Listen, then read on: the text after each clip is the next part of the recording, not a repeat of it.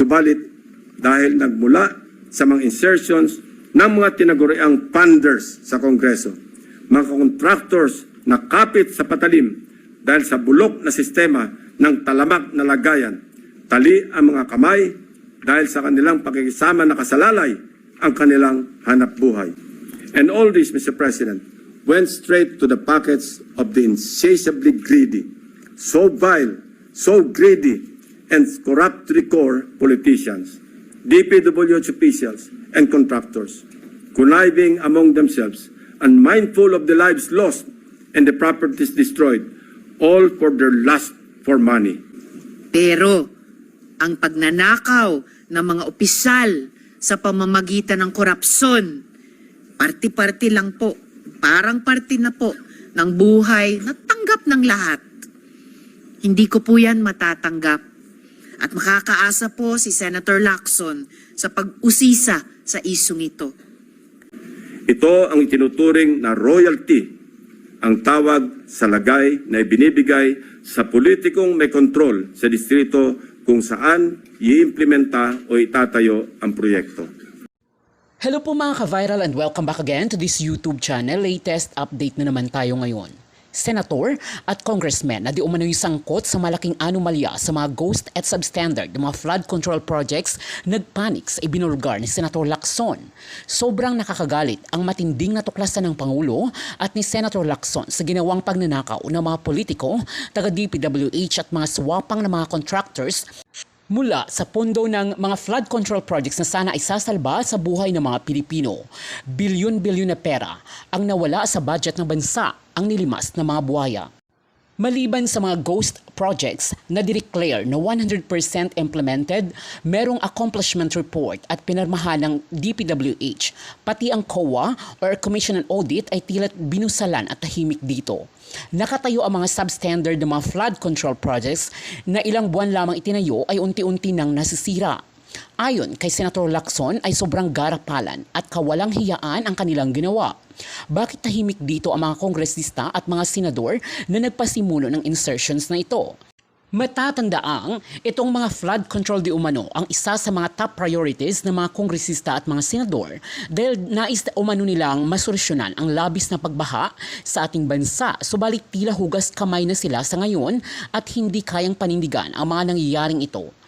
Ipinapasa ngayon ng Kongreso at Senado ang CC sa NEP or National Expenditure Program ng Pangulo sa pamamagitan ng DPWH na ayon sa mga taga-Kongreso ay ang mga insertion na di umano na ito ay under sa NEP.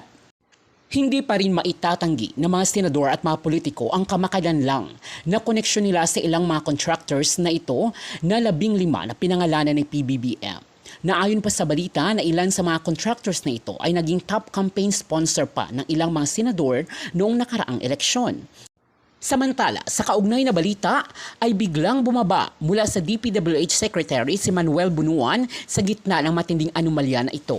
Sigaw na ngayon ng mamamayan ay huwag hayaang makalaya, panagutin at ikulong kasama ang mga politiko, senador man o mga kongresista, mga contractors na sobrang garapal. Humarap sa Blue Ribbon Committee hearing ngayong araw ang ilan sa mga pinasobpena ng mga contractors, subalit merong nagmatigas na umattend kabilang na si Representative Zaldico. Kung kaya ay nagpasya ang committee na i-contempt na sila at ipapaaresto ng Senado. Ilang linggo pa lamang ang nakalipas, kasamang winasak at inanod ng baha ang bilyon-bilyong pisong halaga ng mga flood control projects na halos bago at kakukumpleto pa lamang na dapat sana ay nagbigay proteksyon sa ating mga kabahayan at komunidad. Corruption has been so pervasive and systemic that doing so is like a piece of cake. And when I say piece of cake, I mean that funds for a specific project are divided, shares vary depending on greed, big parts swallowed by corrupt operators, both from the public and private sectors, leaving only crumbs for actual project implementation. Mailan pa ngang proyekto, hindi man lang nagtira para sa taong bayan. Ang tawag ng Pangulong Marcos dito, guni-guni o ghost projects. Mr. President, let me illustrate an example of the pie sharing in a severely corrupted project. Nais kong bigyan diin na hindi ito representasyon ng lahat ng kalakaran sa flood control project sa buong Pilipinas. While the pillaging pattern is relatively the same, the pie sharing varies depending on the level of greed. Ihiwalay muna natin ang mga regular o legal na buwis at insurances na automatic na binabawas sa mga proyekto. 5% value-added tax, 2% withholding tax, 1% para sa bonds and insurances at 1% materials testing.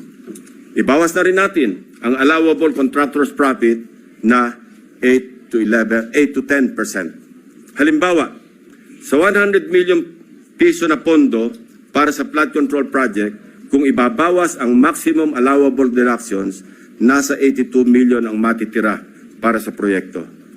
Pero hindi pa rito nagtatapos, Mr. President. Kakatayin pa ang budget para sa mga lagay, commissions, SOPs, at iba-iba pang terminong binubuo para sa shares ng mga korap. Sa mga halos magkakaparehong impormasyon na aming nakalap, ganito kagarapal ang sistema sa hatian ng isang maanumalyang proyekto. 8 to 10% para sa mga opisyal ng DPWH. Swerte na daw kung pumayag ang district engineer na 6% lamang ang parte niya. May ekstrang 2 to 3% pa na parte ang district engineering office kung may sosobra sa contractor's profit. Na-compute na rin kasi ng district engineering office ang tutubuin ng contractor mula sa project at sinisiguro na nila na sosobra ito sa allowable profit para mayroon pa silang kukubrahin. Ang tawag nila rito, reseta. Reseta dahil ang presyo na itinakda ng District Engineering Office ay nakasulat at napagdesisyonan na. Parang gamot, Mr. President, lulunukin na lang ng contractor. 5 to 6% para sa mga miyembro ng Beach and Awards Committee or BAC. 0.5 to 1% para sa COA. Mr. President, meron pa ngayon tinatawag na passing through or parking fee na aabot sa katumbas na 5 to 6% ng pondo. Ito ang itinuturing na royalty, ang tawag sa lagay na ibinibigay sa politikong may kontrol sa distrito kung saan i-implementa o itatayo ang proyekto. Lo and behold, Mr. President, 20 to 25% ang karaniwang napupunta sa funder o project proponent na politiko. Mr. President, ang matitirang pondo para sa pagpapatayo ng proyekto ay napakaswerte ng umabot sa 40% o 40 million pesos alisunod sa ating halimbawang 100 million pisong pondo para sa proyekto. Mr. President, there is an evident pattern of this nasty distribution of public funds among crooks. Ito ay base sa mga case studies na aming pinuntahan at masusing inimbestigahan sa iba't ibang dako ng bansa, partikular sa issue ng flood control. Hindi na namin sinama sa aking presentasyon ang mga naikutan at ibinunyag na ng Pangulo. Ang malinaw na malinaw. Halos pare-pareho ang pattern kung paano minamasaker ng mga kawatan ang pondo ng bayan. Nauna na po itong iniulat ng ating Pangulo noong nakarang linggo. Nang banggitin niya ang mga items na pare-pareho ang contract cost sa kabila ng pagkakaiba-iba ng specs, disenyo at haba ng proyekto. Panoorin po natin ang video. Pag sinabi, may 50 project, pare-pareho, 150 million lahat. Pare-pareho lahat. Imposible yan. It is impossible for one barangay, even if they are the next barangay, to have the exact same project to the exact same amount with the exact same contractor. Imposible yan. Sa parlance po na ang nakakaalam lamang ay ang mga kasali sa gulangan sa pondo. Ito po ang tinatawag na distinct. Distinct ang mga budget items na makikita sa General Appropriations Act at awarded contracts na may pare-parehong halaga para sa magkakalapit man o magkakalayo na proyekto. Distinct dahil ayon sa aming mga informants sa loob ng DPWH at kinumpirma ng ilang contractors, coded na budget ito para mayroong pagkakakilanlan ang mga quote-unquote may-ari ng proyekto. Para sa mga nakakaunawa, ang ibig sabihin po ay akin yan. Sa Bulacan First Engineering District na pinamumunuan na magkasunod na tinanggal sa pwesto na sina dating District Engineer Henry Alcantara at ang pumalit sa kanya na si Bryce Hernandez. Napag-alaman naming talamak ang ganitong kalakaran. Bakit? Sapagat ayon sa mga contractors at DPWH officials na nakipag-usap mismo sa akin at aking staff, ang dalawang ito ay halos pareho lang ang pagmamahal sa pera. Napabalita pa nga kamakailan na ang isa sa kanila ay nakakapagpatalo ng 100 milyon sa isang kasino dito sa Metro Manila. Mr. President, sa District Engineering Office na ito, sa ilalim ng pamumuno ng dalawang nabanggit na opisyal, para sa taong 2024, 28 proyekto ang pare-pareho ang pondo kahit magkakaiba ang specs, disenyo at haba. Distinct.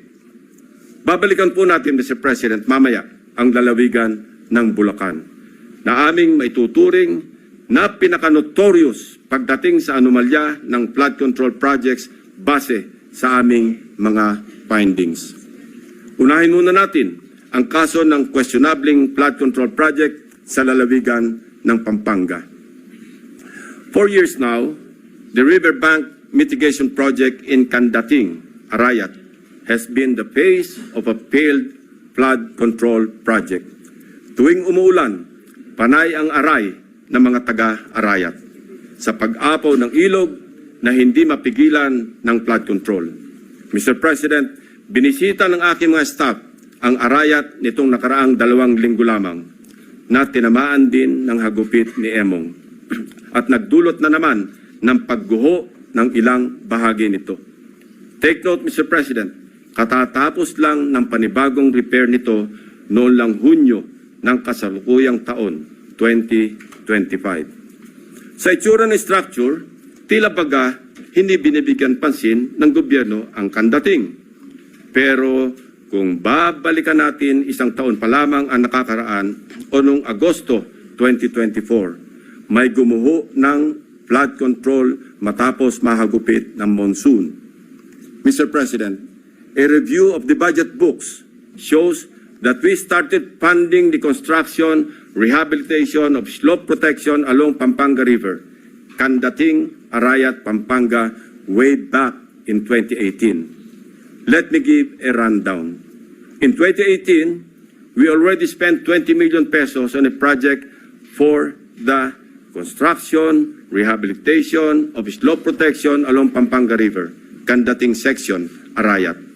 Kalaunan, nasira. Since then, it has become a cycle. Mr. President, we used the people's tax money to repair it in 2023 for a contract price of 91.6 million pesos. It was repaired again by another year's tax money in 2024. This time, not once, but twice, 91.8 million for phase 1 and 91.4 million for phase 2. Take note, 20 million pesos lang ito sa una at original construction. If the original construction cost was only 20 million pesos in 2018, why did the repair cost balloon to 350% or 91 million in 2023 and another 183 million pesos in 2024 or an overall increase of 815%? Aba, at nawili na ang funder ng Edma Reconstruction na siyang palaging nananalong contractor sa Candating, Arayat, Pampanga noong 2023 at 2024. Naglagay pa ulit ng 100 million pesos ngayong taon. Buti na lang, pinigil ng Malacanang ang pag-release ng pondo. Distinct din, but in a very distinct way. As I mentioned earlier, all of these were awarded to the same mighty contractor, Edmarie Construction and Trading. In total, Edmarie bagged 274.8 billion pesos in taxpayers' money for the rehabilitation and repair of Kandating na tila hindi nagsasawa sa kare-repair. Hindi lang po yan ang issue ng Edmarie. How can this contractor, with an unusual share of controversies, including being delisted as DHSUD builder in 2023, be trusted to rebuild its own consistently collapsing project, which has evidently come with great cost and loss to the government? Paulit-ulit ang pag-repair, ngunit ganito pa rin ang kalagayan sa Kandating Arayat. Arayat ko po.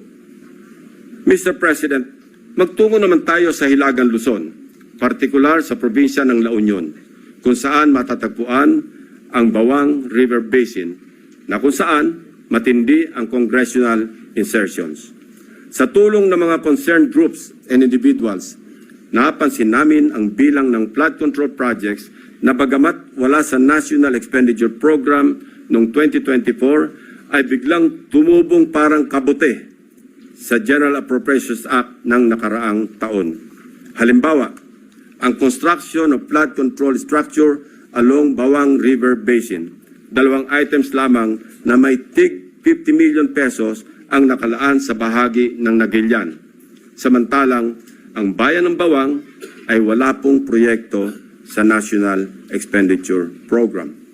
Abracadabra, sa naipasang 2024 General Appropriations Act, nagkaroon ng 10 items na nahahati mula Package 1 hanggang Package 10 na may tig 98 million pesos ang biglang umusbong para sa Nagilian. Sa kabuuan, ang 10 packages na ito ay umabot sa 967.4 million pesos. Halos 1 bilyong piso kumpara sa 2 tig 50 million lamang sa 2024 NEP. Sa Bawang naman, 7 packages ang lumitaw na may magkakaparehong halaga, 89 million pesos each. Sa kabuuan, ito ay nagkakahalaga ng 623 million pesos mula zero budget sa NEP ng 2024. Sa aming masinsing pagkalkal, ay natuklasan naming iisang kontraktor ang naawardan ng lahat ng packages na ito, ang Silver Wolves Construction Corporation. Distinct pa rin, distinguished colleagues. Ito ang nabanggit kong pork barrel insertions kanina, Mr. President. Meron pang mas matinding congressional insertions, ipapakita ko sa inyo. Baco at Nauhan, Oriental Mindoro. Aguila congressional insertions. Mr. President, when flood control projects fail to stand against the tides, we are compelled to question the feasibility of the project and the technical capacity of the contractor. But what if an elected congressman or a political group claims ownership of the project? Is it not both proper and necessary to scrutinize their motivations and examine the extent of their involvement, and perhaps to hold them responsible? This explains the logic why I am insisting to make transparent the identities of the proponents of the insertions, from the House GAB, Senate version, and all the way to the BICAM. If they claim something as theirs, should they not also be accountable for its failures? Mr. President, I raise the question because of the evident congressional banners we observed alongside many projects in Nauhan and Baco, both in Oriental Mindoro. Bilang halimbawa, in Barangay Burbuli, Baco, Oriental Mindoro, one banner reads, Congressional Project, construction of flood control structure along Barangay Burbuli, Alag River, Baco, Oriental Mindoro, Aguila, aksyon, gobyerno at inisyatibo sa larangang lehislatura. This project, awarded to Silver Wolves Construction Corporation again, is worth 95 million pesos. It is an ongoing project to be completed in December 2025. This project is so important that it can turn stones and get funding approval under the unprogrammed appropriations of the 2024 national budget. This prods us to dig deeper into the web. And as they say, social media is a great resource of evidence, which lawyers fondly call testimony against self-interest. In one Facebook post, we discovered a congressional representative showcasing his midterm accomplishment report covering the period from June 30, 2022 to December 31, 2023. He openly lists projects, hold your breath, funded by his office. I repeat, funded by his office, including flood control and river protection initiatives. From Aguilas Baco, let us travel to Aguilas Nauhan, also in Oriental Mindoro. Mr. President, Nauhan is among the beneficiaries of 3.6 billion pesos worth of projects, while Baco proudly lists 807 million, all of which is attributed to and owned up by the office of the congressman. Hindi lamang po ito ang maswerteng napondohan. Isa pa sa pinagmamalaki na mapag-angking congressman ay ang flood control structure sa Butas River upstream, Barangay San Jose, Nauhan, Oriental, Mindoro. We took time to visit the project, Mr. President, which he referred to as a national project through congressional allocation. The project was awarded to Raymond Builders for 231 million pesos. At hinugot pa rin ito sa unprogrammed funds. Dalawang projects na po ito ng Aguila na natuklasan naming mula sa unprogrammed funds, isa sa Barangay Burbuli at isa sa Barangay San Jose. Sa tagal ko na rin pong nagbubusisi ng pambasang budget, ang pagkakaalam ko po, masalimuot ang proseso ng paggamit ng unprogrammed appropriations under the Special Purpose Fund para mag-augment sa ilang items under the regular budget. Hindi po madaling ma-access ito.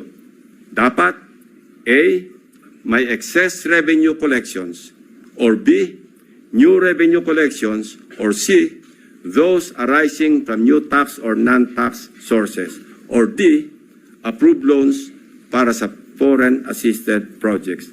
Mahaba din ang requirements dito, Mr. President. So, ano kaya ang taglay na agimat ni Congressman? What gives, Mr. President? Kung saan may multimillion projects, dumadapo ang Aguila. Pero lubog pa rin sa baha ang nadadapuan ng Aguila. Isa lamang po ito sa napakaraming banners at social media posts ng congressional insertions ng mga politiko na naglipana sa iba't ibang bahagi ng bansa. Mr. President, ituloy na po natin ang diskusyon tungkol sa aming mga obserbasyon sa lalawigan ng Oriental Mindoro. Without taking anything away from the good but suffering people of this province on the legitimacy of their needs due to its high flood susceptibility, I want to speak of the billions of appropriations for flood control projects poured into this province in Luzon's eastern flank. Mr. President, when someone gets the largest share of the pie, we naturally ask why, especially if such a price comes from the taxpayer's tab. In Oriental Mindoro, for example, we wonder why among its 14 municipalities, one town tops the bill. Sa pagsalo ng buhos ng pondo, nauna ang Nauhan. Nauhan, Oriental Mindoro received a sweeping 55% of the province's 2025 flood control budget. Katumbas ito ng 10 bilyong piso para sa flood control projects ng bayan ng Nauhan pa lamang. Fair enough, given the coastal topography of the municipality, which includes its lowland plains and extensive river systems such as Mag-asawang Tubig, Nauhan, and its people badly need flood control interventions. However, the magnitude of its budget allocation in the last 3 years alone, amounting to approximately 19 billion pesos and nearly doubling each year, raises concerns regarding Nauhan's curious case. Even before the provincial governor of Oriental Mindoro blew the whistle, so to speak, on what he alleged as anomalous flood control projects, we had already dug deep in our study, literally sifting through years after years of appropriations for these projects. True to form and with due diligence, I immediately dispatched my staff to Oriental Mindoro to verify the data we gathered about Nauhan and to validate the governor's claims. Mindful of political bumps we may encounter, my directives are clear. We must see no political color and remain impartial in our findings. My staff traversed Oriental Mindoro across 10 barangays to randomly check flood control projects based on the list of awarded contracts from 2023 to 2025 that we obtained from the DPWH website. The field validation came in the aftermath of the widespread flooding in the province of Oriental Mindoro during the Habagat. Una sa aming listahan ang Barangay Mulawin. Sa 70 barangay ng Nauhan, Oriental Mindoro, ang Barangay Mulawin ay nakakuha naman ng 1.9 billion pesos.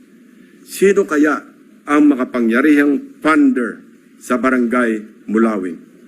We scoured the budget books from the National Expenditure Program, the House GAB, Senate version, and GAA, as well as the DPWH awarded contracts in Barangay Mulawin. Of the 1.9 billion pesos fund for 8 flood control projects, only 810 million pesos for 3 projects was included in the President's budget or NEP. The remaining 1.1 billion was inserted, I repeat, was inserted in the House version, Mr. President. Rightly so. Most of these congressional insertions were tagged for issuance of SARO or withheld by Malacanang, save for the curious case of 2 projects worth about 300 million pesos already awarded and ongoing construction with target completion in December 2025. Mr. President, sa buhos ng budget sa barangay na ito, inaasahan natin na may proteksyon na ang mga residente ng Mulawin mula sa baha dulot ng bagyo. Sa kasamaang palad, habagat pa lang at hindi pa man naitalang bagyo ang tumama sa probinsya. Gumuhuna ang ilang parte ng mga diking pinaggastusan ng 100 milyong piso. Inagos na rin ng tubig, baha, ang bilyong pisong danyos ng nasirang flood control.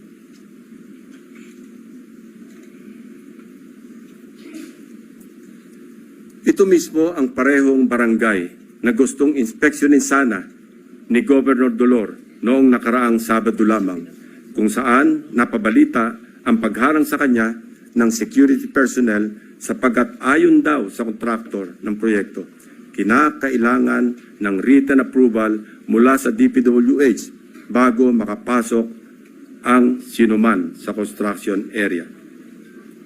Mabuti na lamang, napuntahan na rin po ng aking team ang di umano'y restricted area na ito noong unang linggo pa lamang ng Agosto. Actually pinagbawalan din ang aking staff na lumapit sa proyekto. Pero sapat na ang kuha ng aming drone upang makita ang mga depekto ng construction dito.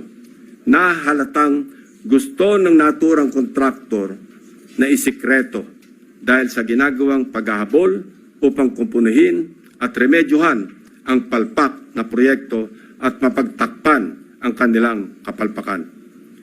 We are willing to submit our drone shots and other pieces of evidence to assist in the investigation and prosecution of those involved in these anomalous projects. Mula sa aming sariling footage, kitang-kita ang mga bahagi ng road dike na ginawa noong 2024 na gumuho.